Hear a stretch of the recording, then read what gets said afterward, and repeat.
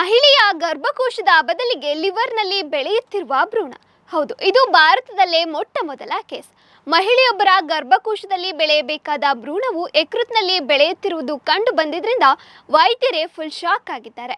ಇದು ಅಪರೂಪದಲ್ಲಿ ಅಪರೂಪ ಎಂದು ಹೇಳಲಾಗಿದ್ದು, ಇಡೀ ವಿಶ್ವದಲ್ಲೇ ಇದು 8 ಕೇಸ್ ಎಂದು ತಿಳಿದು ಬಂದಿದೆ. ಉತ್ತರ ಪ್ರದೇಶದ ಆಸ್ಪತ್ರೆಯೊಂದರಲ್ಲಿ 30 ವರ್ಷದ ಮಹಿಳೆಯೊಬ್ಬರು ಗರ್ಭಿಣಿ ಎಂದು MRI ಸ್ಕ್ಯಾನಿಂಗ್ಗೆ ಬಂದಿದ್ರು. ಈ ವೇಳೆ ಸ್ಕ್ಯಾನಿಂಗ್ ಮಾಡುವಾಗ ಮಹಿಳೆಯ ಗರ್ಭಕೋಶದಲ್ಲಿ ಬೆಳೆಯಬೇಕಾದ ಭ್ರೂಣವು ಯಕೃತ್ನಲ್ಲಿ ಬೆಳೆಯುತ್ತಿರುವುದು ಕಂಡು ವೈದ್ಯರೇ ಫುಲ್ ಶಾಕ್ ಆಗಿದ್ದಾರೆ. ಇದನ್ನ ವೈದ್ಯ ಲೋಕದಲ್ಲಿ ಇಂಟ್ರಾ ಹೆಪಾಟಿಕ್ ಪ್ರೆಗ್ನೆನ್ಸಿ ಎಂದು ಕರೆಯಲಾಗ್ತದೆ. ಒಮ್ಮೆ ಪರೀಕ್ಷಿಸಿದಾಗ ಆಶ್ಚರ್ಯ ಎನಿಸಿತು.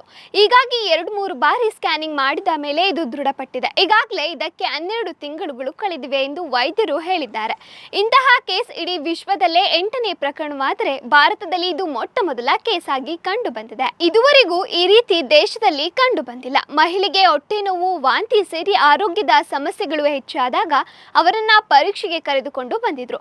ಇದು ಮಹಿಳೆಯ ಜೀವಕ್ಕೆ ಕುತ್ತು ತರ್ತದೆ. ಹೀಗಾಗಿ ಅದನ್ನ ಹೊರಗೆ ತೆಗೆಯಬೇಕು ಎಂದು ವೈದ್ಯರು ಹೇಳಿದ್ದಾರೆ. ಮಹಿಳೆಯ ಯಕೃತ್ನಲ್ಲಿ ಭ್ರೂಣ ಬೆಳೆಯುವಾಗ ಆಕೆಯ ಹೆಸರು ಮತ್ತು ಇತ್ಯಾದಿ ಮಾಹಿತಿಯನ್ನ ಬಹಿರಂಗ ಪಡಿಸಬಾರದು ಅಂತ ಈ ವೇಳೆ ವೈದ್ಯರು ತಿಳಿಸಿದ್ದಾರೆ.